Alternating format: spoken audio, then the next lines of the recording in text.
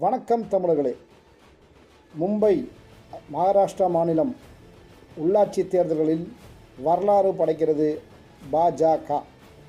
குறிப்பாக நான் ஏன் மும்பை முதல்ல சொல்லணுன்னா, கிட்டத்தட்ட 25 ஆண்டுகள் தொடர்ந்து அந்த மும்பை மாநகராட்சியை தங்கள் கைக்குள் வைத்து கொண்டிருந்த சிவசேனா கட்சி படுதோல்வி.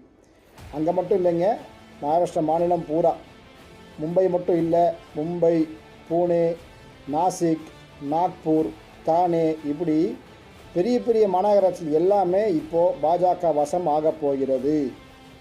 ஒரு முழுமையான வெற்றியை பாஜக பெறப்போகிறது உள்ளாட்சி தேர்தல்கள். இதில் முதல் முறையாக இதில் ரொம்ப நம்ம யோசிக்க வேண்டிய விஷயம் என்ன அப்படின்னா, இந்த தேர்தலில் பெரும் தலைவர்கள் யாருமே போய் பிரச்சாரம் பண்ணல. பெரும் தலைவர்னால் பிரதமர் மோடியோ, உள்ளாட்சித்துறை அமைச்சர் அவர் அமித்ஷாஜியோ, இல்லை உத்தரப்பிரதேச முதலமைச்சர் யோகி ஆதித்யநாத், இப்படி அதாவது ஸ்டார் கேம்பெயினர் அப்படின்பாங்க, அப்படி யாருமே பிரச்சாரம் செய்யாமல், இதுதாங்க பாஜக அடுத்த தலைமுறைக்கு, அதாவது தேவேந்திர ஃபட்னாவிஸ் தலைமையில் தான் முழுக்க மகாராஷ்டிரா உள்ளாட்சி தேர்தல் பிரச்சாரம் கட்டமைக்கப்பட்டுள்ளது.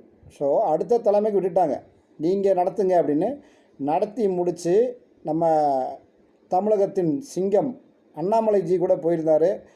தேவையில்லாமல் ஒரு விமர்சனம் வந்தது அவர் பேரில். இப்போ அந்த கட்சி விமர்சனம் வைத்தவர்கள் படுதோல்வி அடைந்திருக்கார்கள் என்பதிலிருந்தே யாருக்கு மக்கள் செல்வாக்கு இருக்குன்னு புரிஞ்சுக்கலாம். ஸோ அடுத்த தலைமுறையை வைத்து மும்பை உள்ளாட்சி தேர்தல்களை நடத்தி மிகப்பெரிய வெற்றி பெற்றுக்கொண்டிருக்கிறது பாரதிய ஜனதா கட்சி என்பதை பெருமையுடன் தெரிவித்துக் கொள்கிறோம்.